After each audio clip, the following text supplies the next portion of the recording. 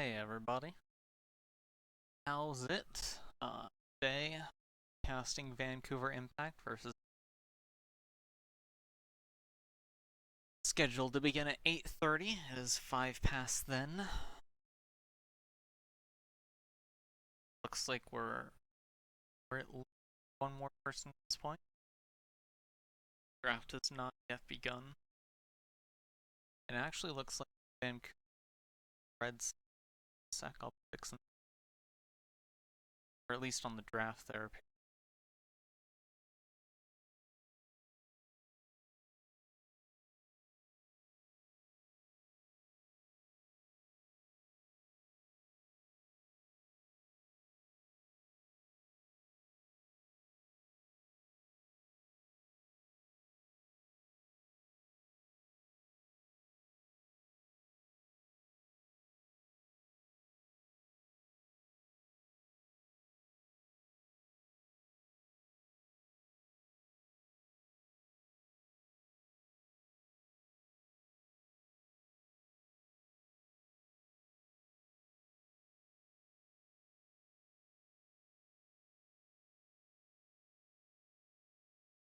Alright, draft still hasn't begun, but the screen should be fixed.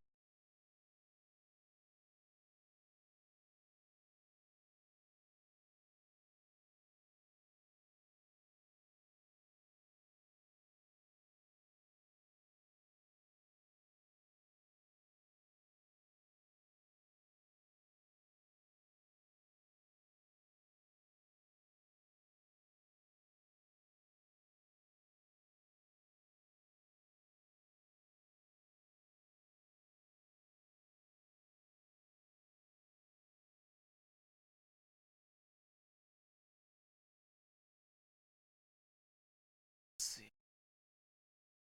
Bracket. I believe this is probably still.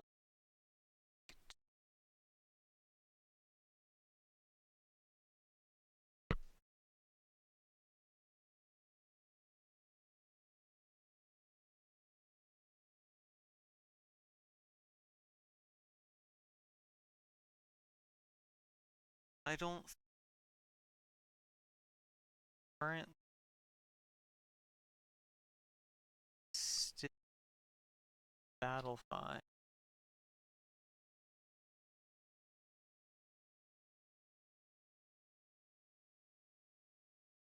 Honestly, I should bring up about getting links related scheduling bracket stuff fixed up. Fine. I always feel lost every time I try to look.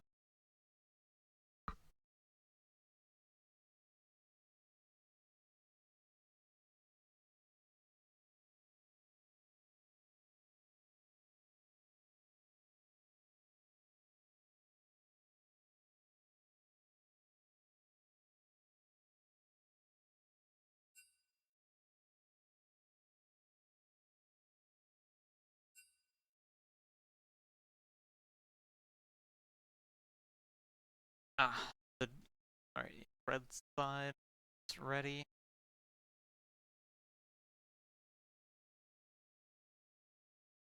Hidden Leaf also finally registered in the drafting tool. Should still be a best of 3.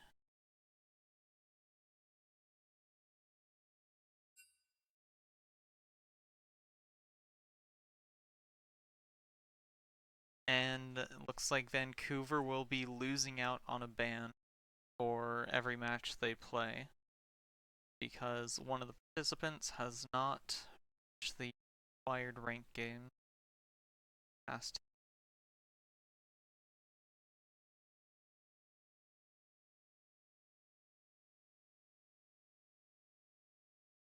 small penalty, but it's okay if they do it. All the better.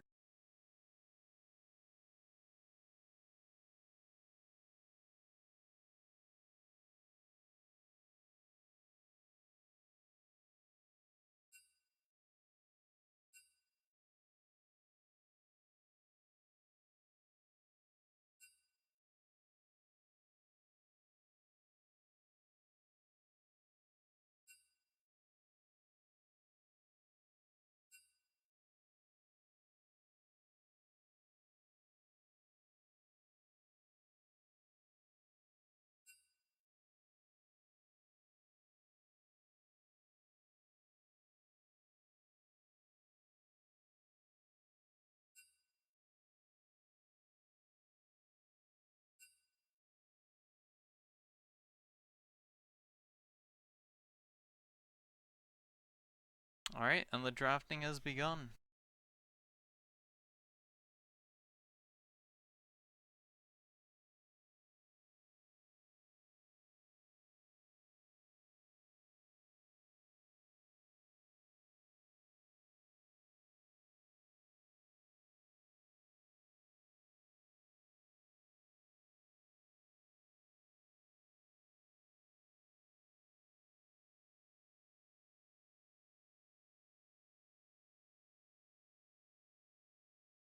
Rise, Lux, and Anivia bans.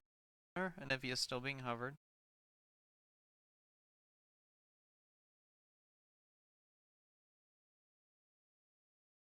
Opting for Lucian instead. So wanting to maybe avoid a bully bot lane smash.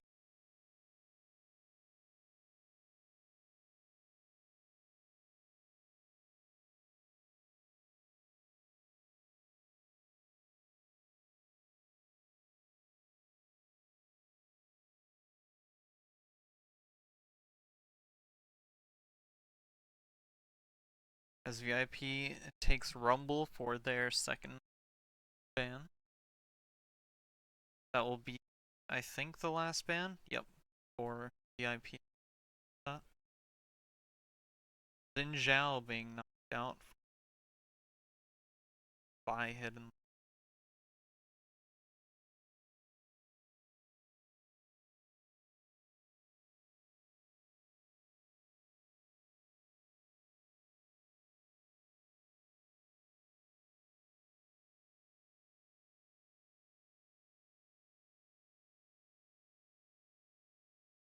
Alright, Yunara B1.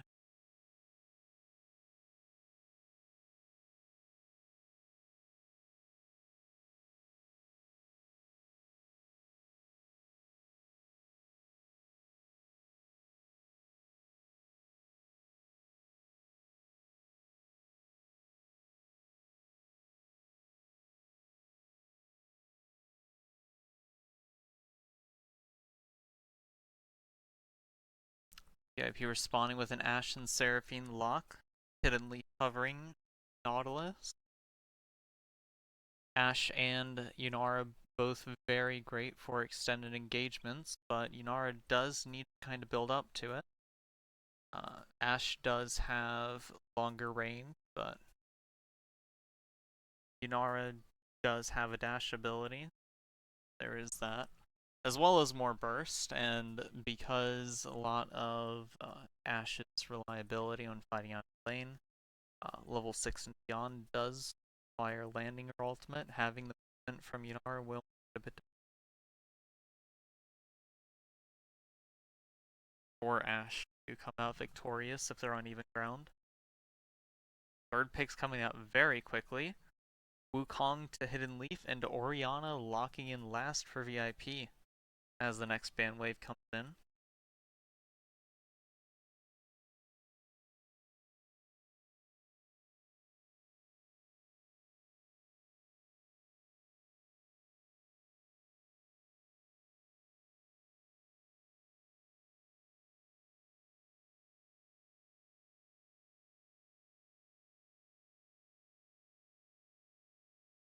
Got Syndra and Mel taken out for Vancouver, and Vi from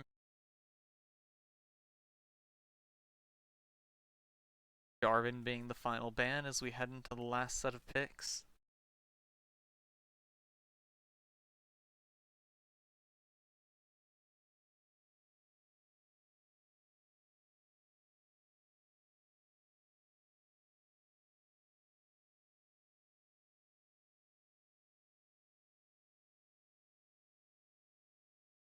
Vancouver opting into a fast pick Ornn after deliberation.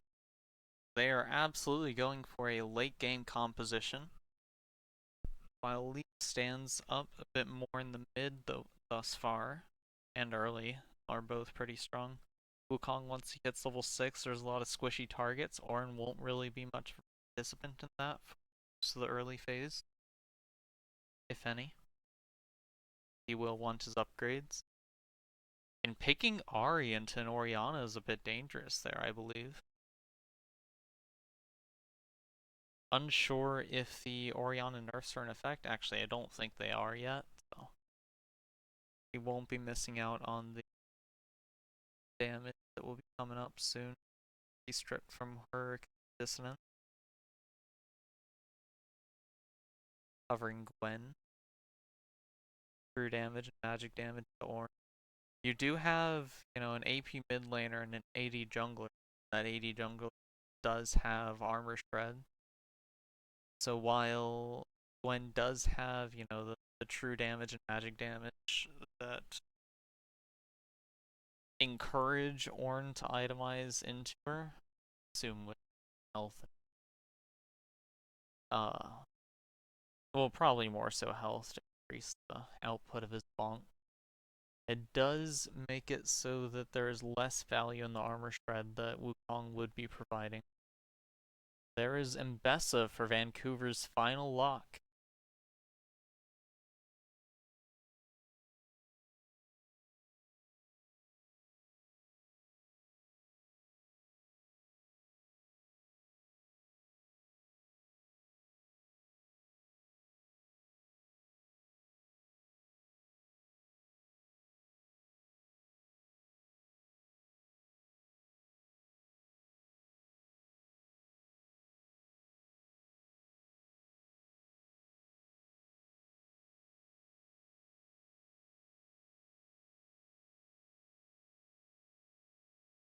Alright. Both teams are going to be rearranging themselves, I believe. Probably.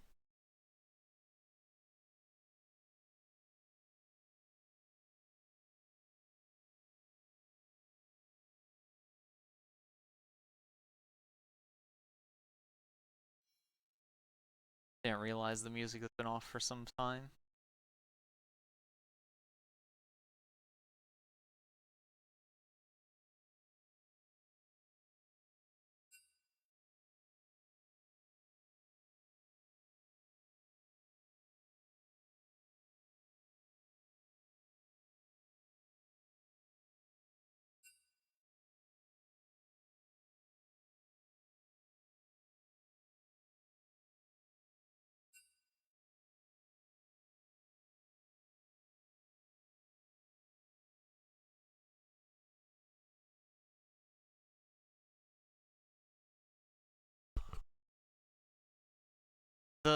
I don't.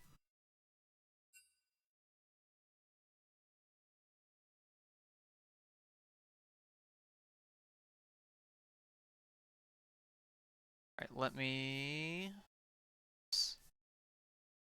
Let's see. Yep. The stream delay is.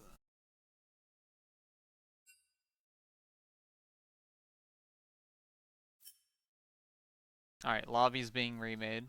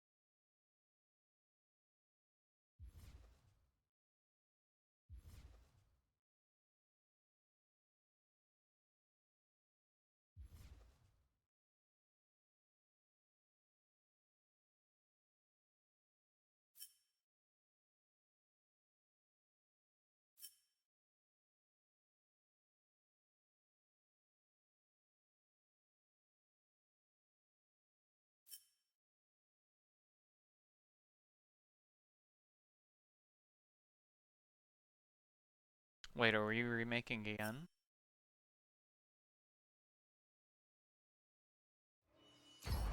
Oh.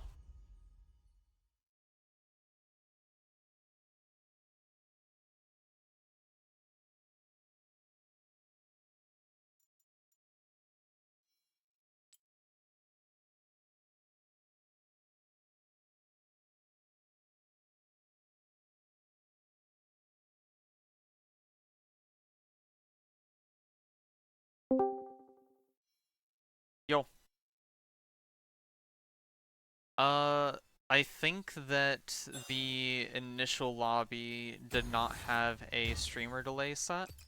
I mean, yeah, a spectator delay set. And since my stream doesn't really have a delay, it's, probably best for mental sake that you eliminate any possibility of people having the stream open alongside the map. Ah, nah, they did it themselves.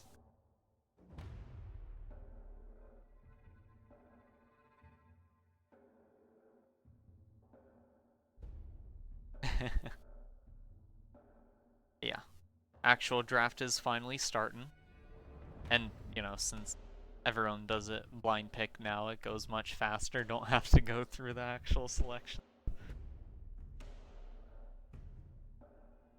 Alright, thanks.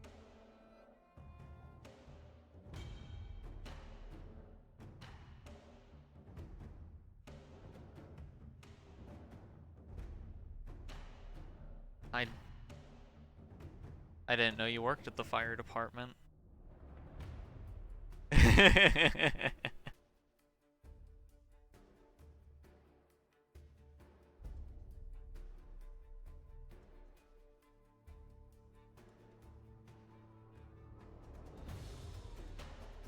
Ah, gotcha.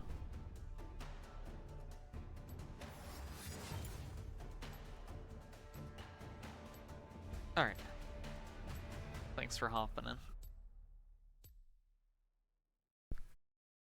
Alright.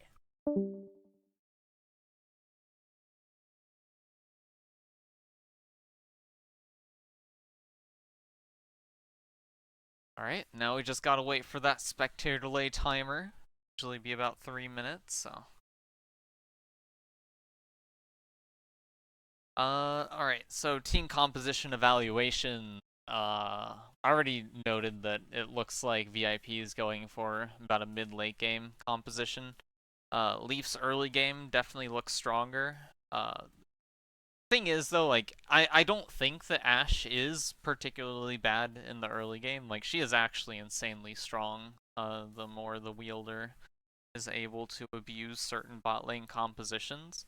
Like if Nautilus misses his Q ever, he could just get kind of run down unless or if Ashe's support is able to put enough pressure to like scare the AD carry from fighting back and all that.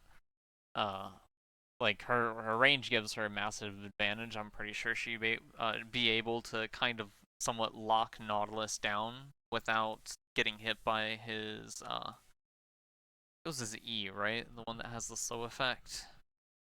I never really use him.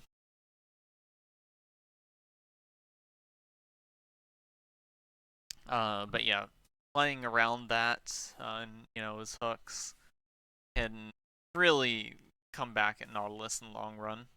But Yunara's burst potential can be pretty darn dangerous, and for a champion that is pretty solid in sustained fights, having a burst like that for your entry point, like we seen what it can do with like Zeri in the past, uh, and Yunari is a very designed conventional marksman that seems to excel in both burst and sustain damage, like Varus,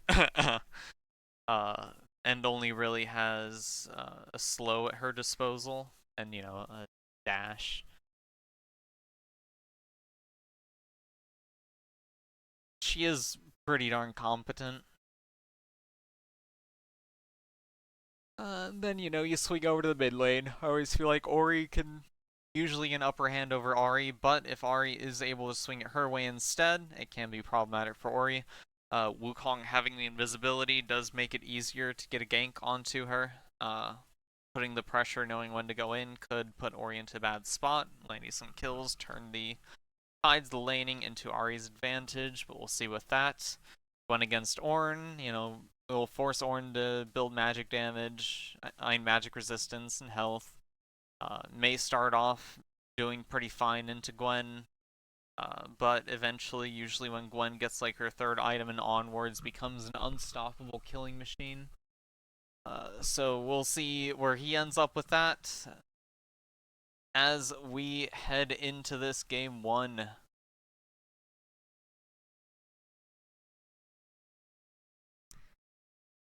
And Mbessa is a jungler that exists. Very strong champion innately. I've not kept track of how fast her clear speeds are or how much potential her ganks have. Probably zoom out. To Summoner's Rift.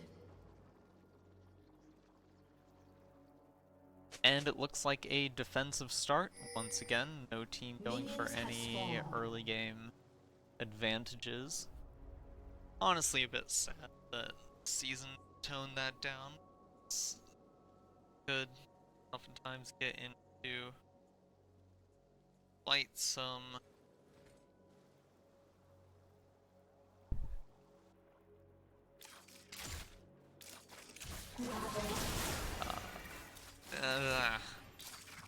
sorry, I got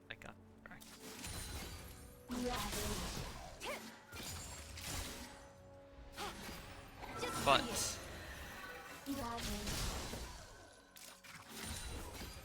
so far, mid lane poking. Ooh, Stone Chaos Orianna, let's go. Electrocute procced. Ahri is taking a bit more hurt than Ori, however. Both popped a potion. There's a bit more poke. Let's take a quick peek at the runes. Like we've seen these matchups very often. Orianna going with haste. Ahri seemingly having some problems. Mid lag. Waiting on restart. Ori with celerity, Scorch, mana flow. Ahri with electric, taste of blood. Sleep mementos. Okay, so yeah, both have Scorch. Neither of them have Gathering Storm, so their late game scaling is going to be a tad stunted on that, but they are insistent on gaining early game leads. Very aggressive, I like that in mid lane play. Lack of interaction, always boring. Vigor, Aurelion, Soul, Therapy. So, when we get to see them duking it out like this, it's always nice. Level 3 should be coming up soon for the Ahri. And Ori, both together. That is level 2 on Command Dissonance. Ahri's very low, probably going to be shooting for an early recall with how aggressively she's been using her mana. Ahri looking to stall, potentially? And Orianna scouting out that the Raptors are dead.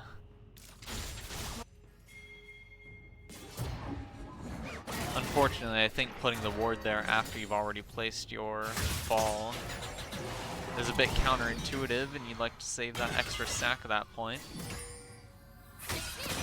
And Ornn doing a lot this Gwen. Wukong heading along the bot side. Don't believe he's going to be going in for a gank, however. Scuttle is spawning. They want to go for that first.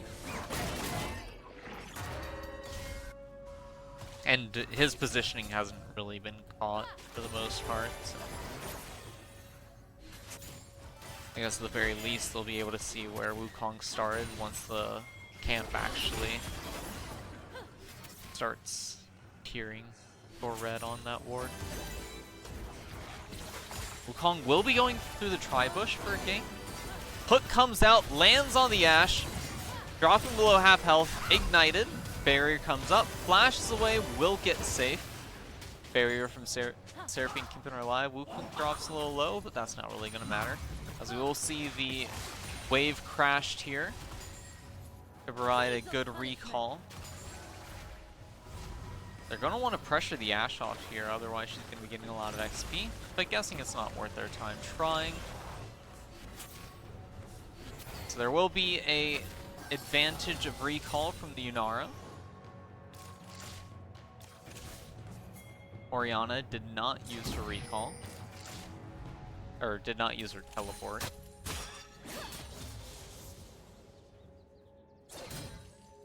top laners both pretty fine. Neither of them doing too much. Actually, oof. Gwen hurting Ornn quite a bit. Null Magic and Ruby Crystal. Trying to park the wave there, but just kind of engages a slow push with.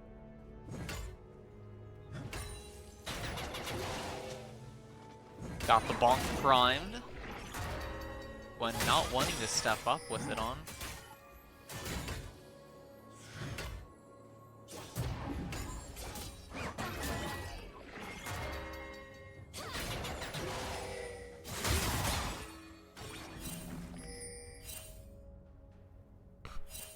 Those chunky movements from Ornn make it very punishing whenever he gets caught in a queue.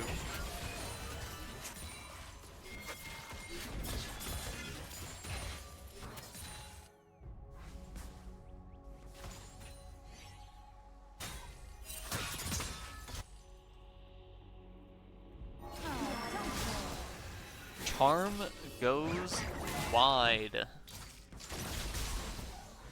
Orianna nearly getting some stacks.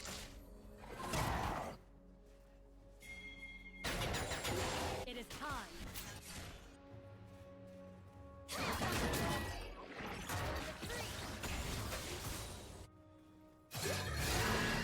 Ornn Horn, Gwen ghosting. Nautilus hooking the Seraphine. We'll get out. As will Gwen.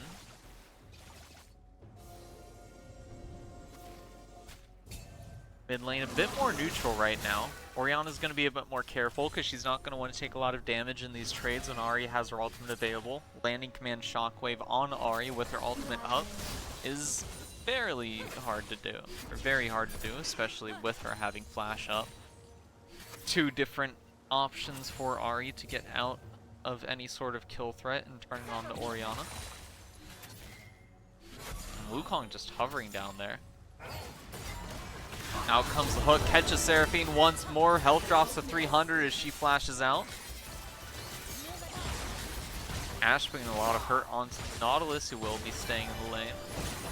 Ooh, that Seraphine damage into command. Shockwave for Orianna mid, knocking Ahri just shy of death.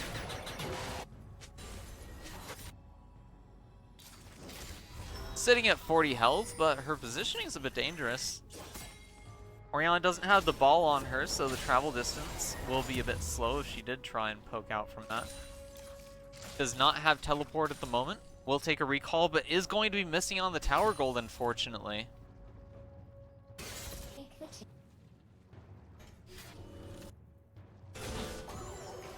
As Vancouver will be attempting, the first dragon here will be a Mountain Drake. Exceptionally good for them, especially with the Ornn. As it will be secured. 7 minutes, 25 seconds. 21. As the Void Grubs will be up in 25. Ahri sneaking into red side's jungle, placing a deeper ward to spot when Mbessa comes over. Will provide plenty of vision for Kong to know whether it's safe to attempt the grubs himself. Although not sure how healthy as clear of them would be.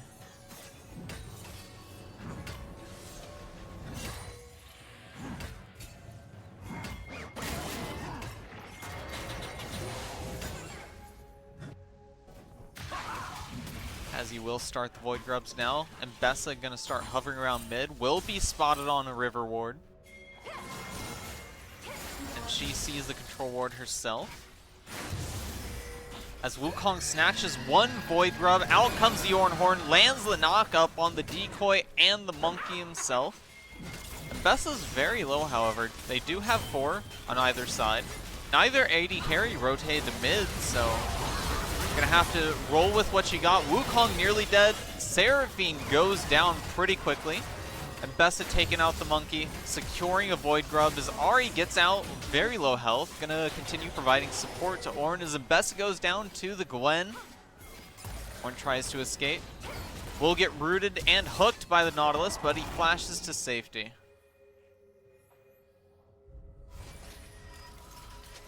That is 2 kills for Hidden Leaf. one for Vancouver. One Void Grub to each team. One remains at this point. It's a matter of, is it worth getting that last one? Probably not. But gold is gold. And you got about 5.5 minutes to decide whether you take it, so...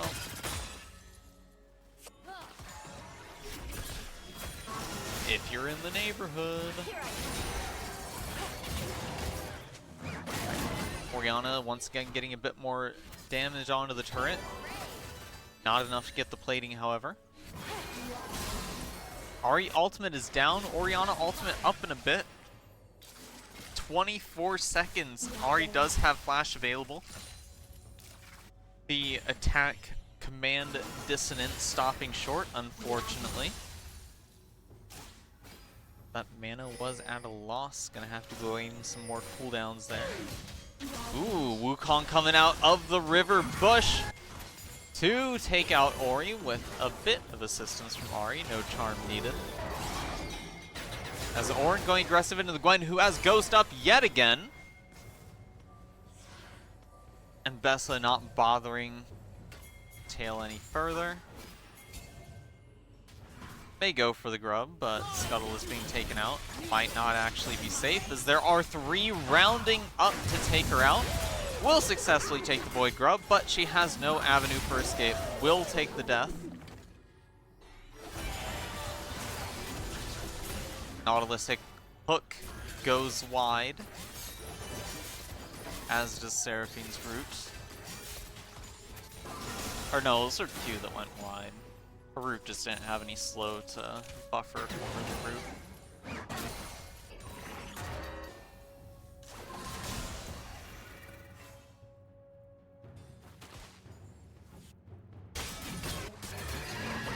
Alright, out comes the Horn again into the Gwen. Knock up, bonk. But I don't think the Gwen will be in kill threat from this. Maybe? Yeah. Ornn taking a lot of hurt from the towers. Wukong beelining up topside. Not a good spot for Ornn, as the monkey has come. Kill to Wukong and assist gold. Ooh, Ahri missing everything. Will have to ult out to get to safety. Command Shockwave is primed and ready. Ahri's flash is up as well. Alright, Shockwave has missed.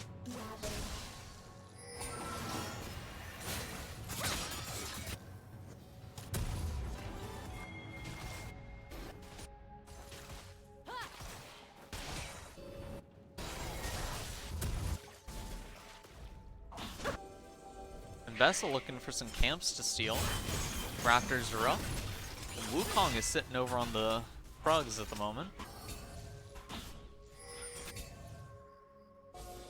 Leaves one little alive is spawn in the tri-brush, but Bessa's already back to her own camps. As Wukong looks to be starting Hextech Drake at this point. Will it be responded to, is the question. We don't have any pings going out. And that Hextech Drake is quite low. Smiteable.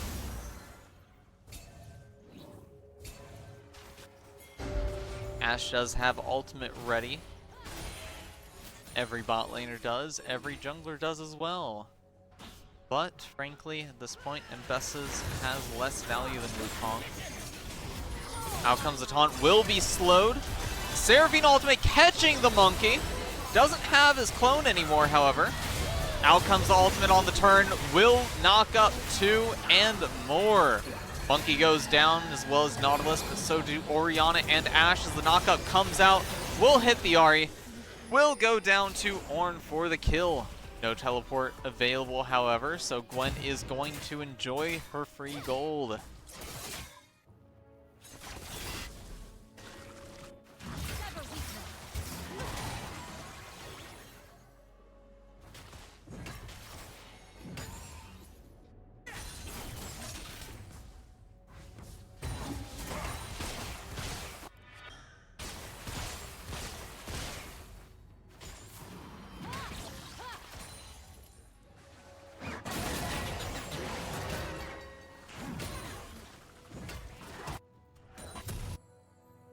Alright, looks like there's a lane swap.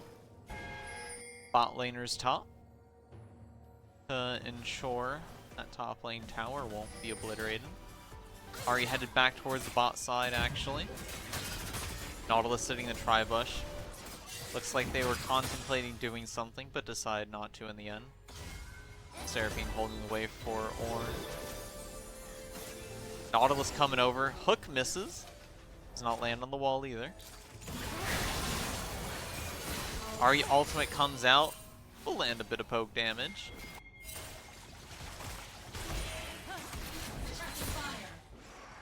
Alright, and the Herald attempt is at play right now. Ashe landing the slow onto Yunara, planting the ward in the river. Ult misses! This is Yunara's time to get it, and she did! That is how you beat Ashe. If she misses the ult, most AD carries should be able to beat her. As Mbessa's ultimate does not connect, will get stuck up by her opponents. As here come the chain ultimates, hard CC plus Gwen snip snip. Monkey dying, Ori flashing away. Looks like one more will fall. By going in favor of Vancouver this time. Thanks to Ornn and Orianna ultimates managing to pull back a little from the Wukong and Gwen coming in. And Gwen is looking to be, as expected, quite the monster. Riftmaker is complete. Got lots of gold towards her next component. Not quite finished at this point, however. Wukong does have his Trinity Force ready. Seraphine finished her first item. Nautilus still waiting on his.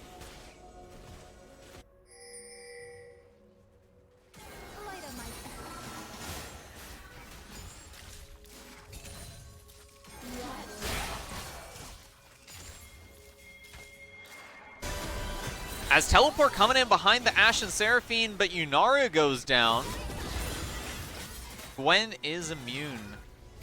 Ahri will be spotted on the tri-bush control ward. Ashe has ultimate available, did not need it to take out the Yunara. Nautilus also working his way down, so the Rift Herald should... Ooh, it reset looks like. That's not good. Orianna and... Wait a second. Never mind, that's just the seasonal effect thing. And Orianna taking a lot of hurt, turns some, gets the kill with the command attack on the Ahri on her back.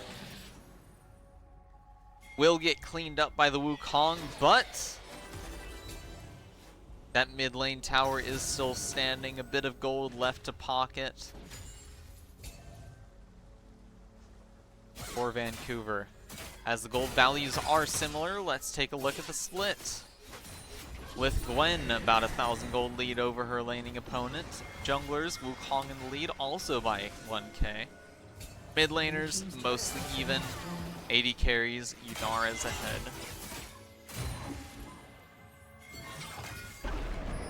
As that Rift Herald is wreaking havoc up in the top side, going to close the gold gap just slightly. Not by much. But Hidden Leaf not really caring all that much at the moment, as they will take their second dragon, third in the match. For Infernal stacking to continue, or more so commence. There's a lot of movements planning around over here. Orianna's isolated at her tower, surrounded by 3 opponents. Is command shockwave up? Yes, it is. Out comes the arrow. 2! 3 caught. Well, it was 2 caught in the Seraphine ultimate. Seraphine flashing over to finish off the Wukong. Yunara getting Mbessa on her own, or going and Ornn taking her down in turn. Alright. A bit of a win for Vancouver, I believe. I don't think that the flash from Seraphine was necessary, however. But Wukong did die. There are no neutral objectives at the moment, so his death at the moment wasn't all that valuable. but 2 deaths to 1 is always a sizable game. It looks like a tower is going to be going down as well, but that is a lot of hurt coming from the Gwen onto the Orianna. As Ornhorn comes out, misses the Gwen. Seraphine's trying to be a distraction for the Ahri, but Ornn looks like he might actually be signed for death. Out comes the bomb. Does finish her off, but his health is dropping pretty rapidly. It's an Ornn and Ahri hitting him. Wukong coming in to support. As that somewhat inverts the results of that engagement outside Fire Pit just a bit ago. Quite something of a match. Very hard to tell how the state is going to end up at this point. But what we do know is Orianna has 2 finished items. Ahri is not recalled in a bit, so she could have another finish herself, especially since she has 2 Phoenix Codexes in hand. Also, she has 4 stacks on her ring. Ahri has none. She's died. Mbessa has been struggling some. Her entry into this composition hasn't really been working out for her at the moment. It's been a bit difficult for her to get around, and she is fairly squishy, especially with the build that she is utilizing. So this focused firepower not really doing all that much, or is not really working out for her all that much. She can really come back at any time, though, you know. There is a late season, the game's lifespan developed bruiser champion. But Ashe is strong, Ori is strong. Ornn is getting there, 2 levels away from getting his his last upgrade for his team. I think it's his last in level. But yeah. Presently, only have 1 upgrade for Ahri. It's for Ori still. As Slow comes out into the Nautilus, as he believes that he caught out the Seraphine. Out comes the Gwen, ultimate already proc. The depth charge from Nautilus is going to hurt. And Mbessa ultimate coming out to try and do something. Will take out the Nautilus. As she flashes over the wall to get away, will be followed by Ahri for the kill. As Ori will be forced to stand away, as trying to handle the mobility of Ahri without any ultimate yourself is very hard to do. Only 2 alive versus this Baron attempt, and it looks like it will be going to Hidden Leaf at this point. Hidden Leaf usually showing a fairly strong mid and early game performance in the last split that was played. Like to see how their late game impact will be from here on out, as we are getting close to the 25-minute line. Horizon Focus completed for Ahri, as well as a Needle Staff.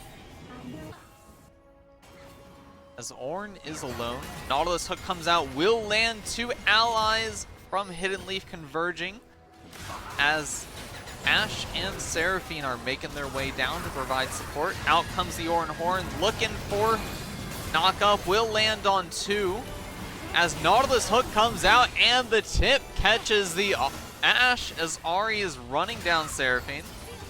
1 more charge to go, and will be a quick and nifty cleanup for them. Nice job, Hidden Leaf there, as they will be going for Soul Point. Unlocking after the dragon is taken out. 4th dragon of the match to their 2nd Infernal. And, you know, if they get that their Infernal Drake, the amount of burst potential they have is going to make it a bit unstoppable for them, I feel. VIP will need one of the most optimal Orianna ults possible to be able to come back from it at this point. You do have the tools necessary to pull it off with the Ornn Seraphine together. But unfortunately, it's looking to me at the very least that the Mbessa just continues not to be working out all that much for them.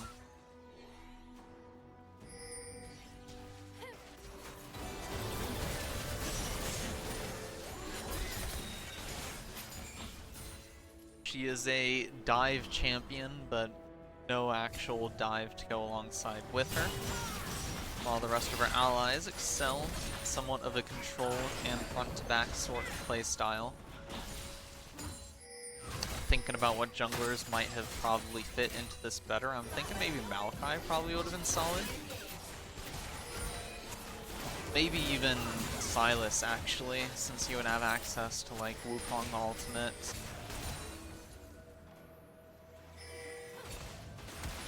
And honestly, I think that's probably the only ones, but maybe not Sylas. Alright, and here comes a top lane push with the Baron buff, as Yunara is establishing some mid lane prio herself.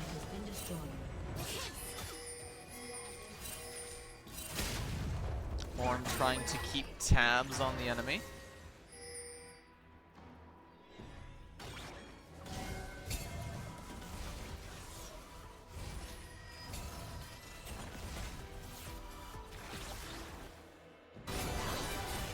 Sieging power. Baron buff is gone.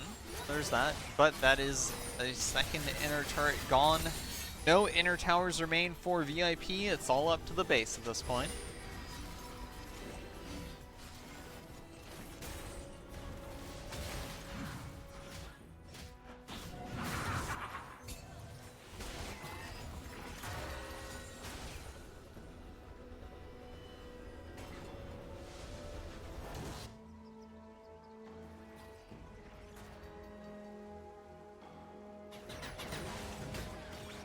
Ornn is one level away from cap. Mbessa got the level 15 upgrade. Next up, we'll be going to Orianna. One would hope. No death cap at the ready yet. I'm assuming Shadow Flame is going to be the target. The upgrade, possibly. Likely. I don't know. Considering there is no death cap selected. Which I think might actually probably be a better choice. Out comes the Nautilus hook, catching the Mbessa out, trying to get away, but oh, that Gwen damage. 3-item Gwen is always insane, and you do not want to stack on that. Wait, was that Yunara's ultimate? I think it was. Using Yunara's ultimate as poke. I guess it's a vibe check in a sense, you know? Dragon's not up for a minute 20, Baron's not up for a minute. Her ultimate will be back up by then. I'll let the directed camera take the reins for a bit here. And suddenly I look at the kill counters and gold differentials.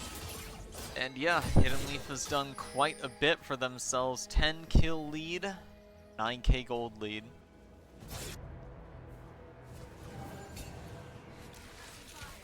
We'll see how the macro play comes in here. Usually it's these splits that indicate, or that Hidden Leaf can slip up on. But so far it's looking like both teams are focused on the same play. And Hidden Leaf is establishing that mid lane prio to give the pressure to Vancouver. Very well done. Ahri going behind, scouting out the enemy vision. Does have allies in the bush. Keeping an eye on her. There's the Orianna attack to check the bushes. See a knock up from the Wukong. Ashe goes down before anyone else. There's the Seraphine, the Mbessa, the Ori, as was stated. Or wait, no, I said the Ashe. And the Ornn finally goes down. And I believe that that will be game one going to Hidden Leaf at this point. That is 20 seconds left for Seraphine's timer. Ashe is just about to hit 20 seconds herself. Gwen and Yunara can melt towers. They got minions coming on their rear. Ornn and Nautilus to tank towers if needed. And this is looking like it will be the end. as Seraphine comes up. Might try an ult to defend, but that Nexus is dying far too quickly for him. 29 minutes. Nice job closing it out, Hidden Leaf.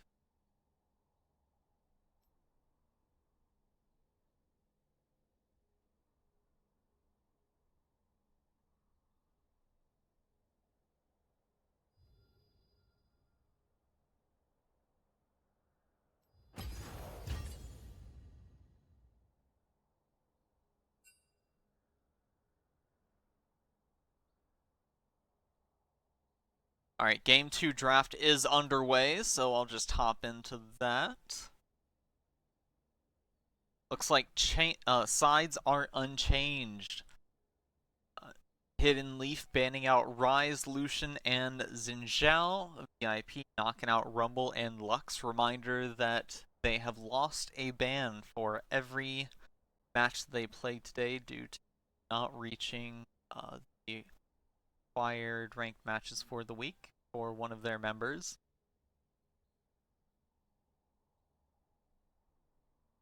As Leaf will lock in B1 Misfortune.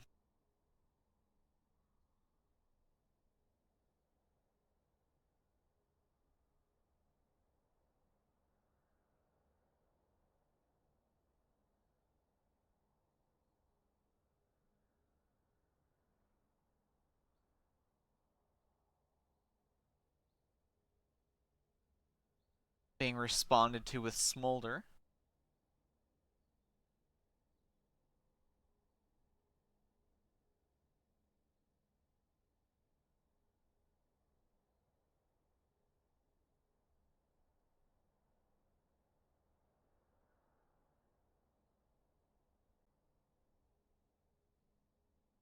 Pick 2 going to Nami.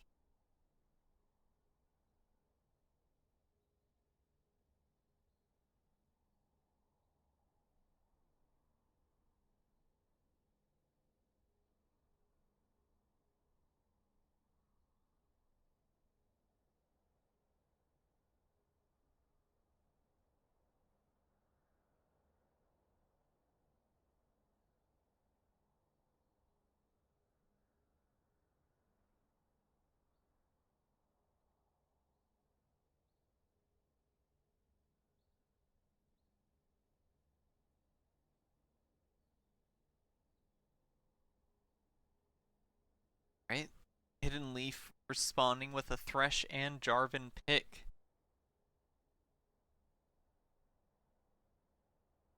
Jarvan usually early game focused, but with with a Misfortune, there does open up some pretty nasty late game plays, especially if you can charge your opponents with their flashes before anything.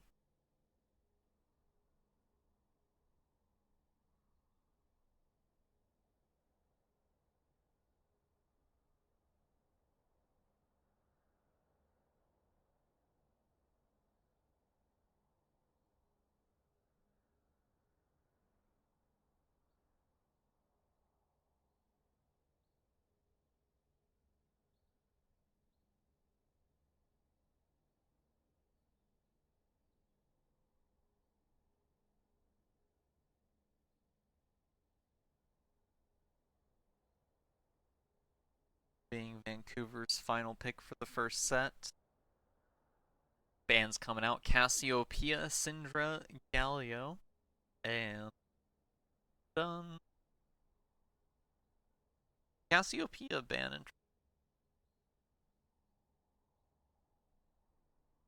And there's the Akali block for the final ban. So we come over to R4.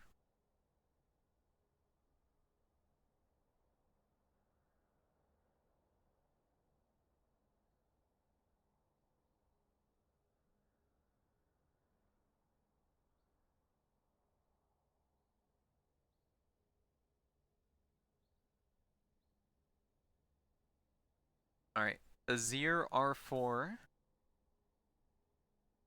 had to decide between picking a top laner and mid laner.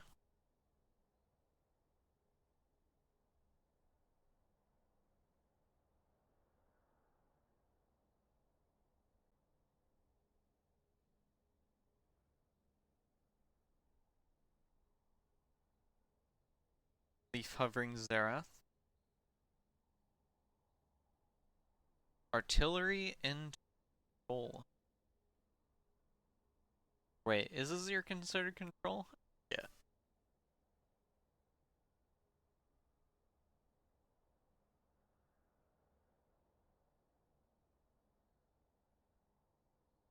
Got a Renekton hover.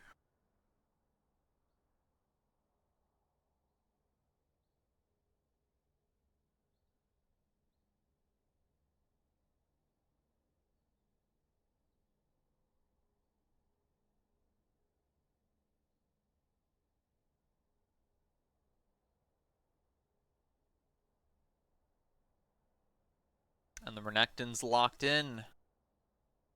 Who will be the pick into this? Please don't be Mordekaiser. Please don't be Mordekaiser.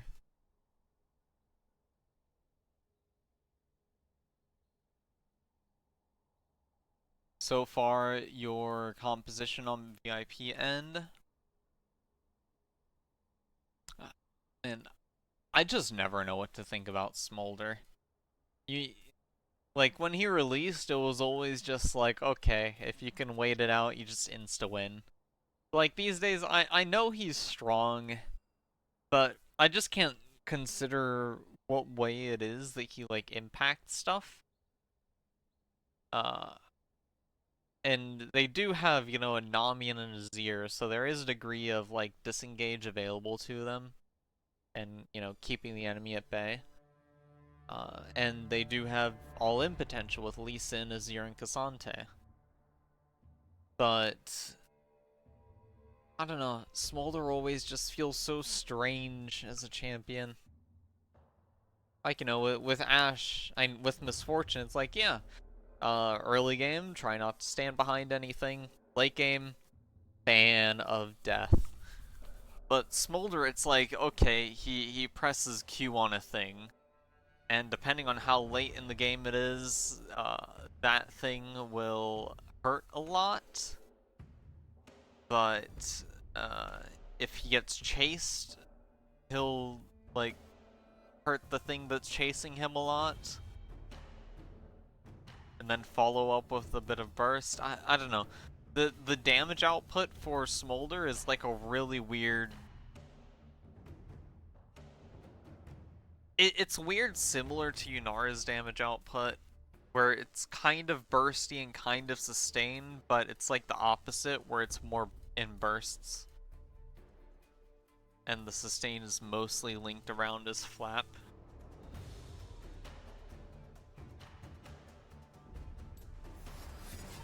And his range isn't really all that great.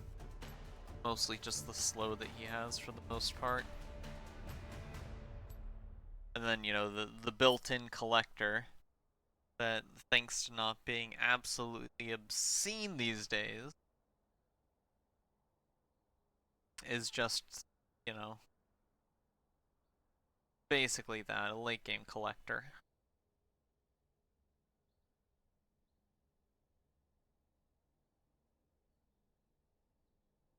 I see. So, Smolder is also a fan of quick engagements. Thresh burst damage is pretty, like, solid in itself. And yeah, as noted, Misfortune trades are very strong, and thanks to her W, I believe her W is Strut. Uh, you know, the attack speed steroid that she can give herself.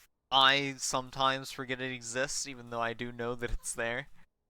Uh, Attack speed steroids always generally kind of skew whatever marksmen have it into their advantage. And, you know, Smolder also kind of has that, again, with Flap, Flap, Flap, but it's different.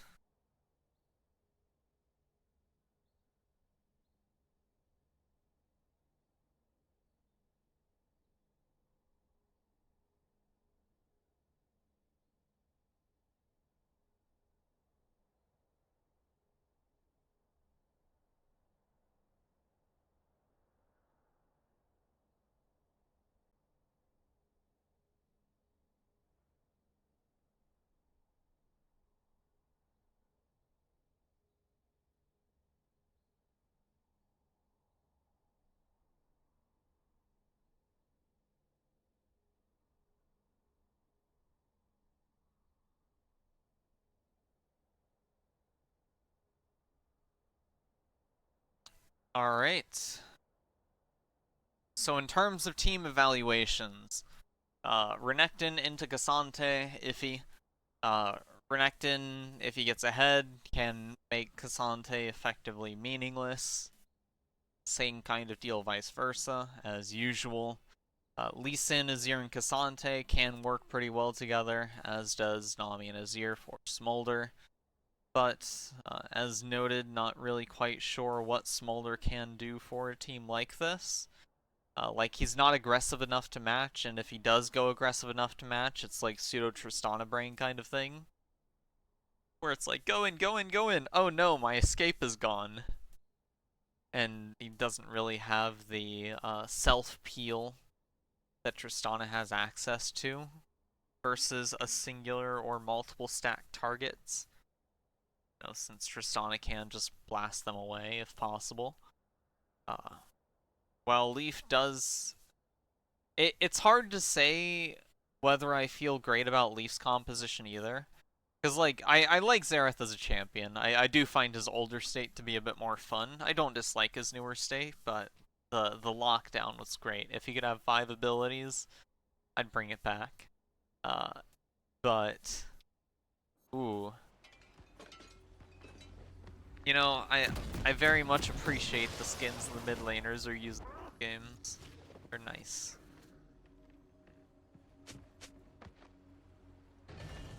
Alright, that's paused. So far, it's looking for a neutral beginning of the match yet again. Quick reminder for anyone joining in, this is Game 2 Minions have spawned. of Vancouver Impact and Hidden Leaf. Game 1 was a victory from Hidden Leaf. They had a very strong mid presence after a roughly even early game between the two.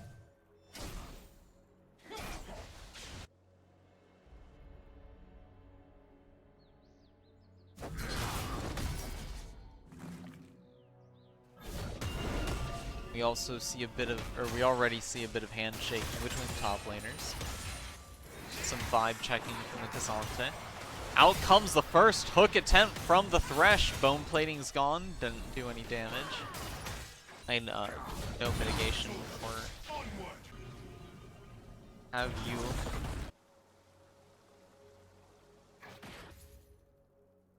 As Misfortune is a bit low, Nami has access to healing. Misfortune doesn't. Well, other than Doran's state, but Dara's getting some good poke in.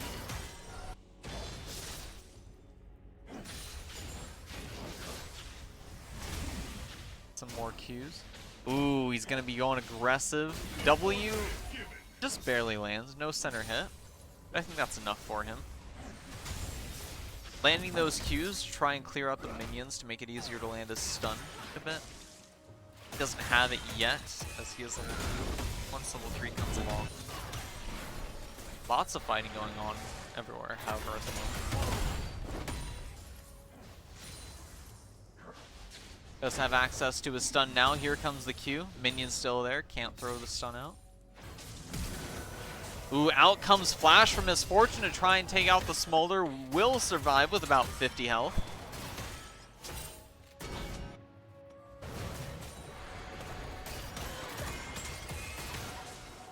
Misfortune getting dangerously low. Thresh setting a ward in the tri-bush to try and scout out for Lee Sin. But he's over on the top side, so it's not going to see him. Misfortune and Thresh taking their recalls. Smolder healing a bit. They will also be taking their Bs.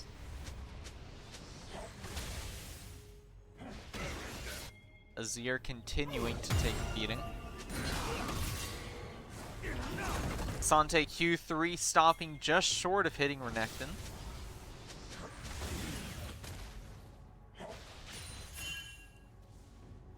Level 4s have been reached. Azir going for a reset. Seems like Xerath may have caught on. And he stopped it. That is going to be a bit bad for the Azir. As Jarvan's coming to give a bit of support, dissuade Lee Sin. Alright, Xerath will get the safe recall.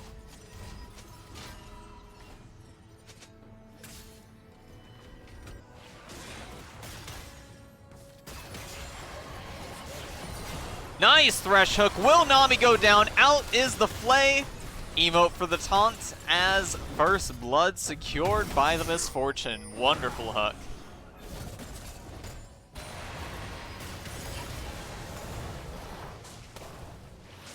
Wait, did I say it hit the Nami? It hit the Smolder. Smolder doesn't have teleport, so...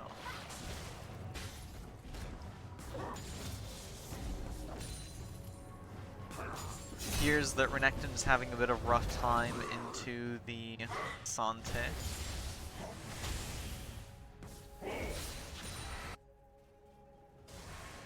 CSing going pretty well mid lane.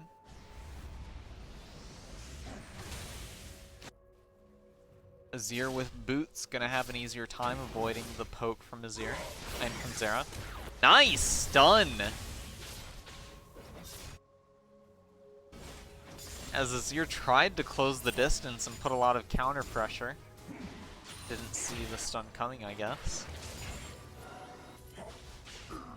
What is this? Lee Sin in the mid lane yet again. Xerath playing it safe back. Ooh, getting close. Out comes Azir with the Shuriman Shuffle.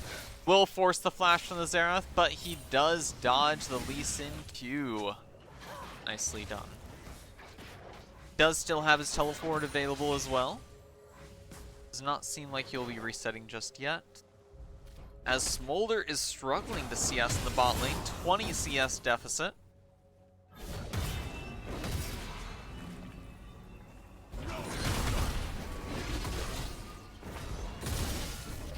As Cassante went all out, there is the Lee Sin around the side. Renekton getting his rage charge. Nice! W. Flashing away, waiting out the shield. Cole the Meek used once again. Out comes the Xerath ultimate to provide assist, but it won't be enough as Lee Sin comes in with the flash and finish off. Very close for Gojo in that engagement. Nearly got the double kill. If only the Xerath was a bit, or was there a bit sooner during the stun. Unfortunate.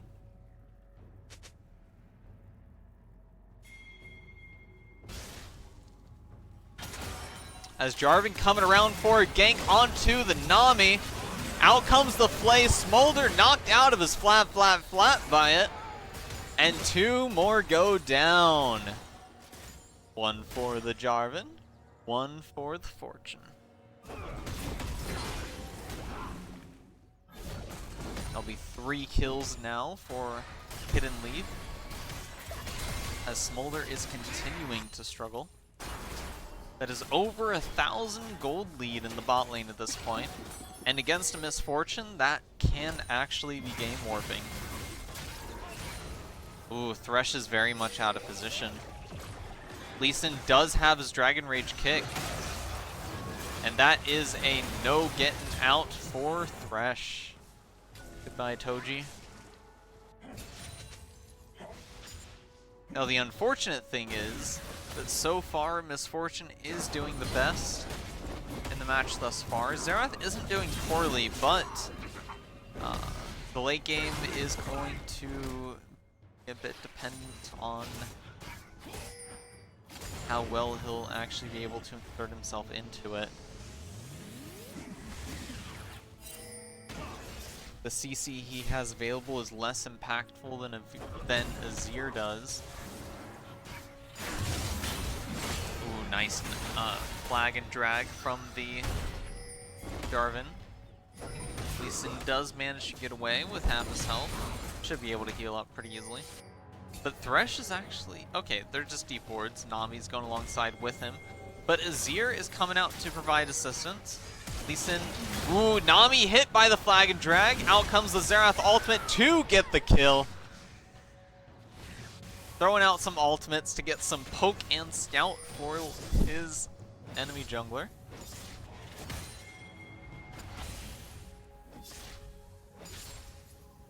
Very good rotations thus far from the Xerath.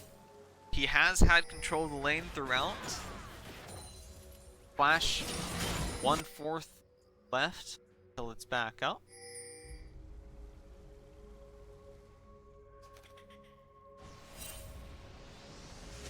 Presence of Mind and cut down. Not really running out of mana with that.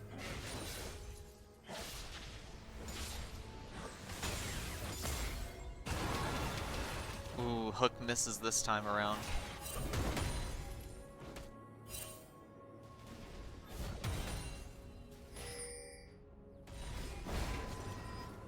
Jarvan looking for gank onto Cassante. Cassante feeling like time to go back. Does have his Sheen. What's he gonna be getting next? Cancelled. But Lee Sin will be hovering. Will there be bait set up here soon?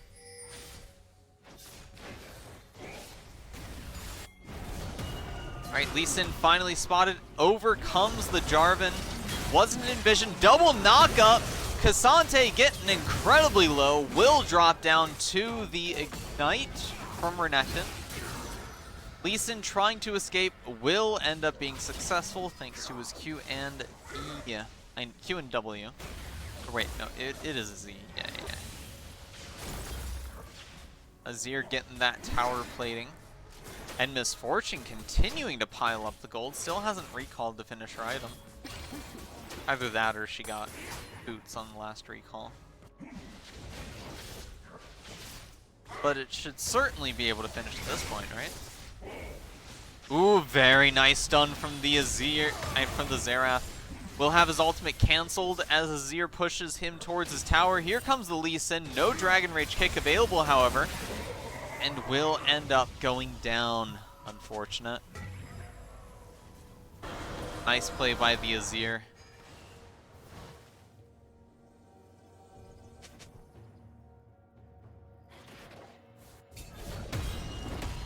Honestly, a bit surprised on how that ended up. Looked like Xerath was hesitating a bit from how he wanted to move. Wait, I mean the Xerath hesitate.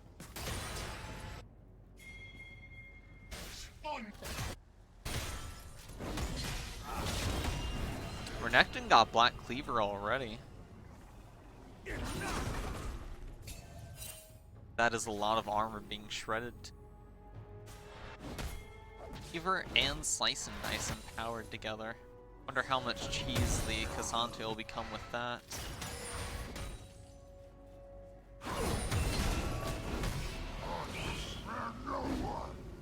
Out comes the Renekton ultimate. Q3 from Cassante does land. Their armor is basically neck and neck.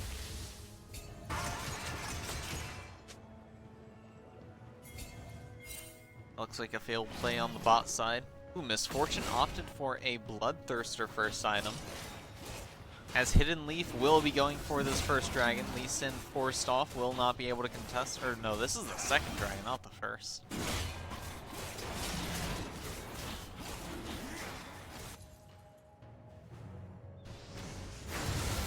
Confirmed. And it definitely looks like we should be expecting something here on the top side, I believe. But I am keeping an eye on the Thresh. Alright, Renekton once again going aggressive. Will get pulled back by the Cassante. Out comes the Jarvan onto the flashless Nami. Thresh hook. I don't think it came out. But Jarvan flashing over, waiting for a flag and drag. But Smolder's out. Cassante all out has been utilized. And the first tower of the game is down. Xerath gonna be getting some gold here. Cassante taking a lot of hurt. This is almost looking to be in tower dive range at this point. If Renekton has ultimate, that is. Which is almost back up. One. There. And yeah, Cassante flashing away to safety. Not realizing that he was fine for just a tad longer. Cooldown's coming back up. 7, 6, 5, 4, Nice hook from Thresh. No tower aggro yet, however. That will work against the Renekton, I believe. Beautiful hook. Out comes the play. Kill for Misfortune. Turning that around. As Azir working his way back towards the bottom side, Smolder going to be getting a bit of free CS, as his top side will be shredded by his lane opponent. South going down bot side to defend for his team, trying to prevent any counter tempo from taking place. But Azir is going to be pushing mid in a bit himself. Zerath could, oh no, ultimate on cooldown, so can't really do that. Thresh hook into the Nami once again. Flag and drag for the knockup. Thresh is getting very low, however. Flay pushes 2 away. Misfortune ultimate does some work. Thresh leaves the premises. Not much ammo left. Teleport from the Renekton. Going to be a presence pushing the Azir away, who tries to connect to his team. Looks like he will do so. Loses a bit of health in the process. And Misfortune continuing to punish her opponents. Looks like she... I don't think that's an IE yet. I think that's an Essence Reaver she's aiming for next up.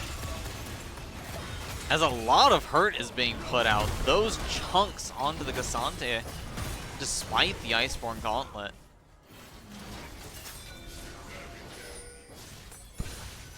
As the mid lane outer turret is taking a lot of pain here for the Renekton. And Hidden Leaf is commanding this mid-game. Or the start of this mid-game. Or we're like midway through the mid-game. Renekton putting pressure on the bottom lane. As Xerath is handling 2 topside just by himself. But Lee Sin going very aggressive on the Misfortune, who will not go down. Teleport coming over with the Cassante. Misfortune healing up a lot thanks to the Bloodthirster. Waiting for the aggressive play here. Who's the Q3 going to connect to? No one. As Jarvan sitting over there in the rafters looking out for his team. Ultimate just about ready. Misfortune's ultimate also ready now. Rift Herald is still up, and I realize that I don't have the timers available. My apologies there. Baron up in 3.5 minutes, next dragon in 45.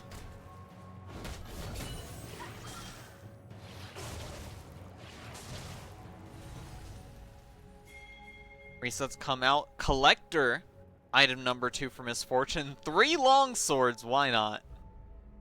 How much AD is she at right now? 251. Yeah, that hurts. Q on to the Cassante for the vibe check. Xerath Q onto the Cassante for the vibe check. Doing a lot into the champion, stacking only armor at this point. Only 51 magic resistance. 162 armor, though, being shredded through by the Misfortune like that's quite a feat. As Smolder will utilize his flash to get away. Will make it much more dangerous for him coming up. As Cassante continuing to take the pummeling from Misfortune. It looks like Xerath is probably going to have a tower dive attempt on him here. You do see Lee Sin going around the outside. Red team's turret has been destroyed. Who will be spotted out. Azir moving over for the shuffle will push the Xerath into Lee Sin. Dragon Rage kick out for the kill. Misfortune ultimate successfully taking out the bird.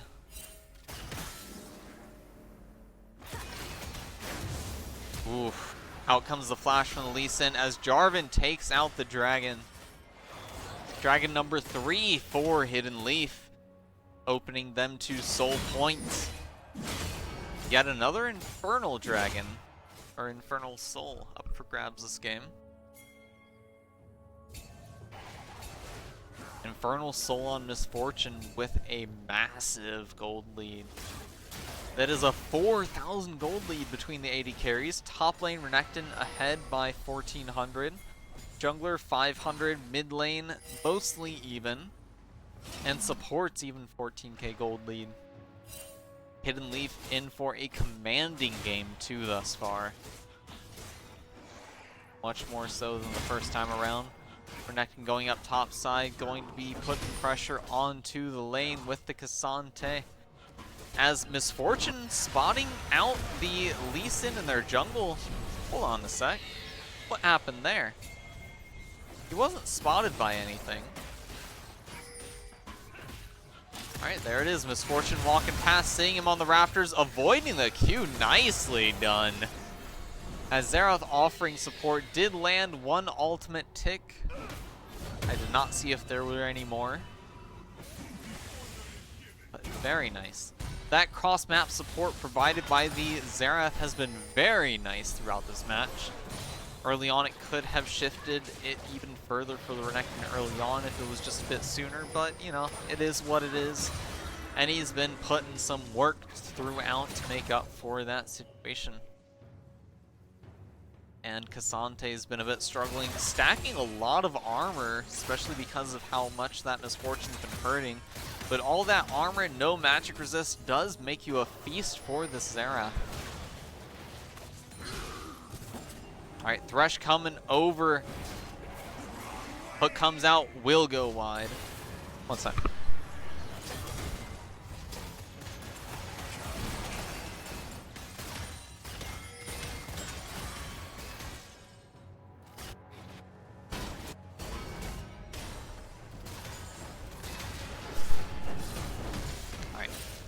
Up top side to provide support to the Cassante as Xerath is pushing the bottom, does have teleport available for both solo laners on either team. Lee Sin nearly caught. Will go around to kick Thresh into his ally with the Dragon Rage kick. Ooh, Misfortune ultimate into the flame. Beautifully done. As Azir will separate Thresh from his allies, taking him out in the process. Renekton ultimate is active, but Xerath is around the top, the bottom lane of the map. Pushing what he can, get what gold he can to try and push a bigger gold gap between him and Azir. But Azir does use his teleport to come and intercept.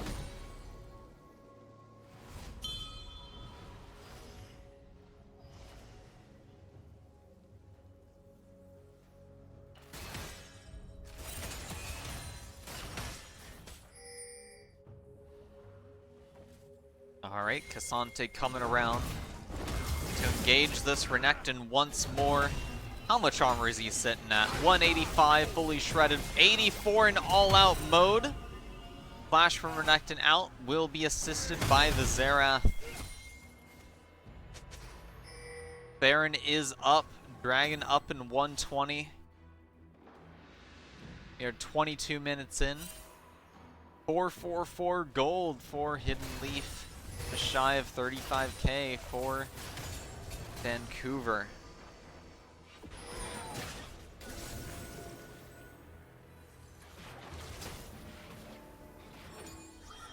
As vision play is taking effect.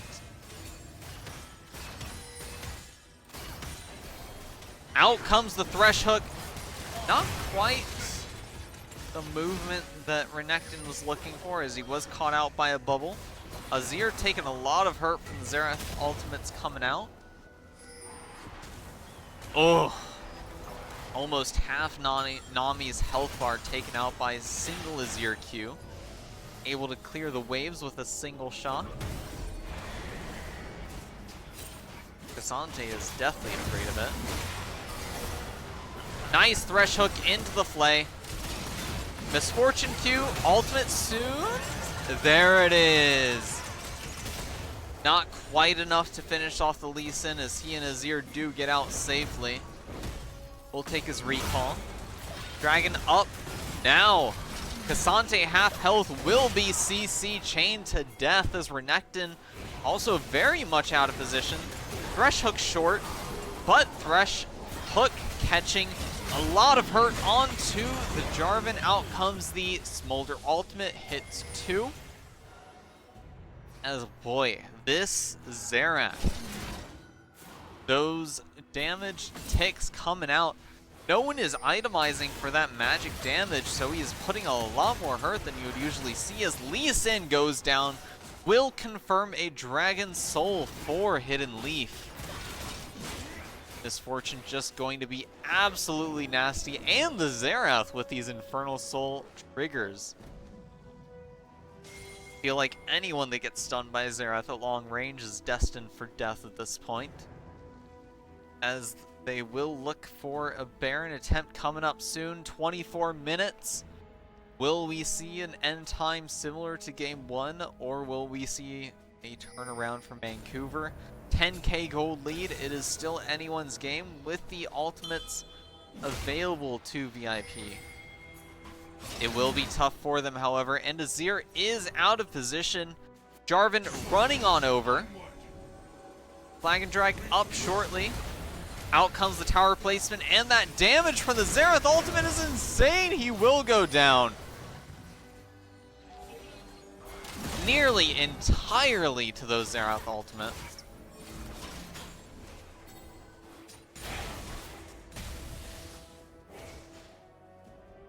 That is some fantastic aim he's got there. Oh, that tower damage. 2 towers down back to back.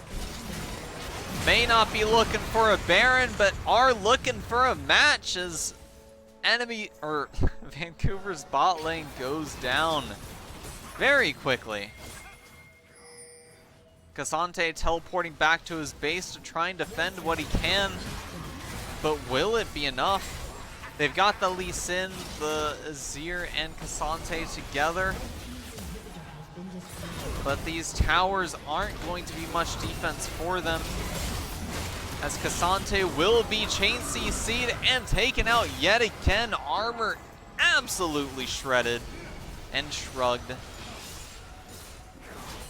as this will be another inhibitor sacrificed.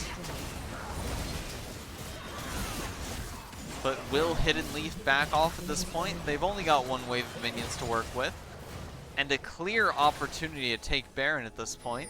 Let's see how much gold they've got. And neither Jarvan nor Misfortune have died yet thus far. 2.3k gold in Misfortune's pocket. Should be enough to get her 4th item cleared, and it is. I.e. LDR, BT, and Collector.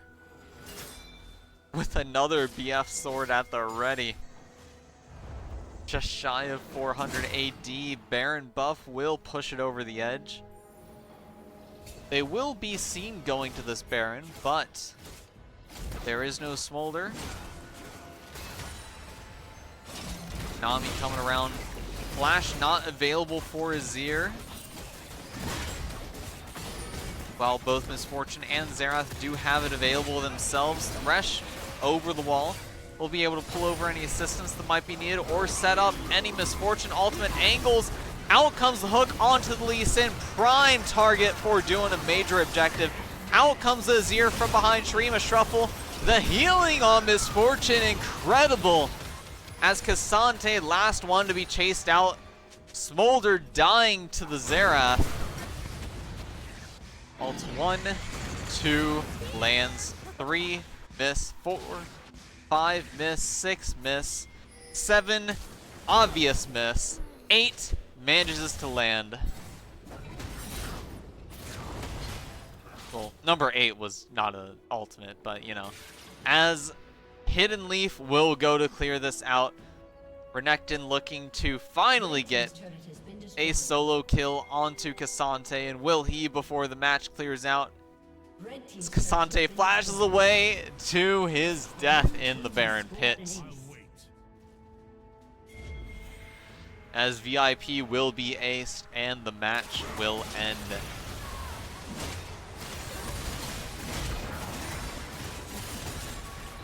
End of the game being stalled.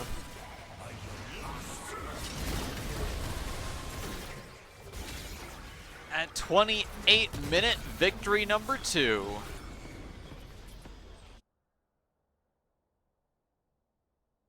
Beautifully well done with a bit of BM at the end of the match. Alright, bit of a look at the charts at the end. Well, not the charts, but the numerical values at the end. Misfortune and Xerath absolutely topping the charts. Like, you know, Misfortune 10k lead over the Xerath. Xerath 10k lead over everyone else. Cassante, a lot of damage on the scoreboard, but nothing really to show for it. Just a lot of duking it out in the top lane with the Renekton. Gojo showing very strongly in the early game. Once again, he did nearly win that 1v2 engagement, which, you know, would have been a 2v2 if Xerath was able to land one of his ultimates. But it is what it is. Managed to pull over a sweeping victory throughout. That Bloodthirster healing was insane. At least in trying to pull over, or no, it was, Azir trying to pull over a bit of breathing room at that final fight. Just wasn't able to squeak by just enough. As Misfortune was just an absolute monster. And those thresh hooks throughout, beautifully done. But with that, thanks all for watching. How many stacks did Smolder have? I don't know. I'm sorry. I should have checked that. And this was a best of 3. That was 2-0 for Hidden Leaf.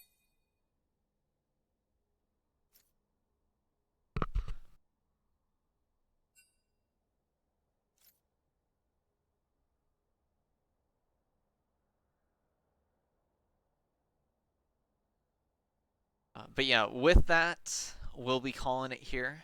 Thanks all for watching. Very good improvements from the past 2 splits, Hidden Leaf, that I've seen. You've managed to pull it together and secure the macro positionings that you need for the either objective or base pushes you need later on in the match. Very good to see that. I'm unsure, or for VIP Game 1, I think that the Mbessa pick was unfortunate towards the team composition. In Game 2, it's a bit hard to say, like what exactly the issue could have been. Lee Sin and Azir were pretty solid on their champions. Smolder and Nami were struggling quite a bit in their lane. Cassante wasn't able to do much himself.